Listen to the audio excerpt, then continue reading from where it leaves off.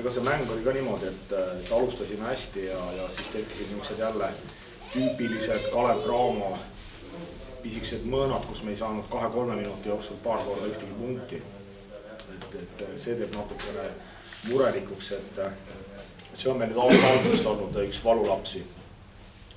Aga noh, ütleme selle satsi vastu 16 pallikaotust, ma isegi ei oska öelda, kas seda on palju või vähe, aga neid rumalaid pallikaotusi oli. Et need tuleks ka nagu nüüd kuidagi selja taha jätta ja mina näen küll nüüd selle 2 mängu põhjal, et see sats, kui mingit totaalset ärakukkumist ei tule, et siis ta võib siin päris häid esitusi veel teha. Mille pealt sina ise näed seda, et sa ütlesid nüüd rumalaid pallikaotused selja taha jätta, aga noh, 2 head mängu on selja taga, mille pealt sa veel näed, et saab veel paremaks tulla? Esiteks, ütleme nii, et nad on juba, mis minu silmis, nad on tõestanud, et nad on muutunud enesekindlamaks. Ja see tähendab seda, et kui sa oled enesekindel, siis sa ei karda ka mingitel momentidel eksida. Aga kui sa oled ebakindel, et siis on niisugused suuremad kõikumised. Aga paremaks minna on see, et just nagu ma ütlen, et me täna ka patustasime hästi palju asjade juures, mida me tegelikult leppisime kokku, et me teeme teistmoodi kaitses. Ja just see mängu lugemine nii kaitses kui rünnakul, kus saaks lihtsamalt veel neid asju nagu ära lahendada ja saaks lihtsamalt aidata oma võistkonda. Aga ütleme nii, et praegu on seda võistkonda ehitatud siis 5 kuud, 6 kuud, eks ole, et selle ajaga nagu, kui me nüüd totaalselt ära ei kuku, siis ei ole paha see pilt, mis siin näitab, et nii kui ma ütlesin ka minu meelest novembri lõpu poole, et see sats hakkab detsembri lõpus ja keskpaigas lõpus ja jaanuarikuus hakkab ta tegema häid etteasteid, siis siiamaani on see, nagu öeldakse, vett pidanud. Detsembri lõpus ei olnud? Ma ütlesin detsembri lõpus ka seda, et meie graafikus ei olnud ette nähtud karikamänge.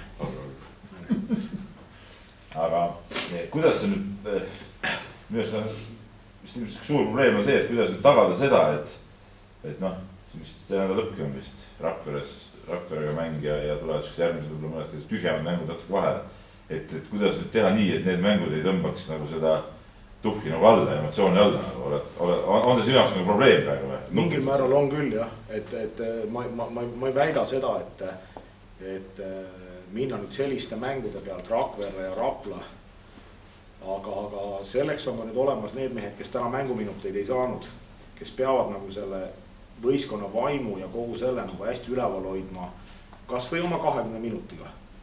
Et ma ei saa päris, põhimeestele päris puhkepäeva anda ja ma peangi niimoodi jagama ära, et need mehed, kes täna rohkem mängiksid ikkagi oma 15-20 minutit ära ja hoiaksid oma selle toonuse. Sest et järgmine nädal on juba 2 ülitähtsat mängu PBL-is. Aga muidugi ma ütlen, see, mis me mängime nüüd Võru, Rapla, ma jätan Rakvere veel natuke teisele poole, eks ole. Kõik need mängud tapavad rühmi. Kahjuks tapavad. Seda mõtled jah, et see on probleem. See on jube suur probleem, et sa mängid 3 erinevat liigat, PBL ja VTB on veel, kus VTB on tugevam kui PBL on ja.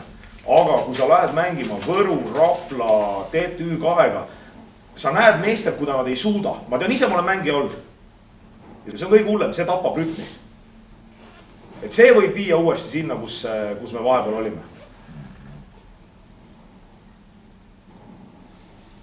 Täna ikkagi Euroliiga meeskonnalt skalt kätte saada, et täna on sul päris hea tunne ikkagi.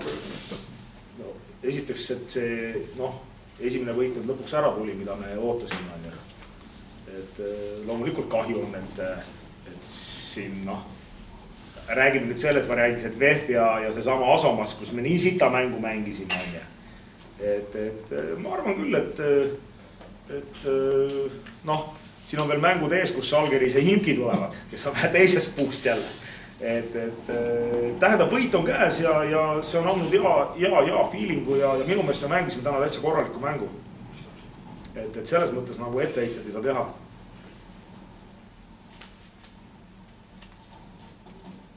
Väga kindlasti järgmisest aastaks kohaga liigas selle võiduga, eks ole. Seda ma ei tea. Ei, ma mõtlen, võib-olla. Aita ka kohaga kindlasti. teoreetiliselt peaks kaasa. mäes seal ütles. töökoha. Saan Rakverest tappa, saan kohe kinga, noh. see käib spordis, see käib hästi lihtsalt, mehed. saad kuradi siin Salgrise, kes 40-ga Kaarel tuleb, no aitäh, Aivar, tõmba auto. et see jah, ütleme, ei loomulikult on hea meel, et noh, natukene ka pakkusime fännidele minu meelest, et noh, nad päris meid maha ei jäta. aga noh, ma mõtlen seda, et Euroliiga. no Euroliiga nii ei saa päris võtta, sellepärast et Patupall nad on mehi ära saatnud. Nad on 2 meest ära saatnud. et selle. noh, ikkagi. ei, muidugi. noh, ma ütlen, et heal päeval raha juurde, üks taha, üks ette veel ja võiks mängida küll seda.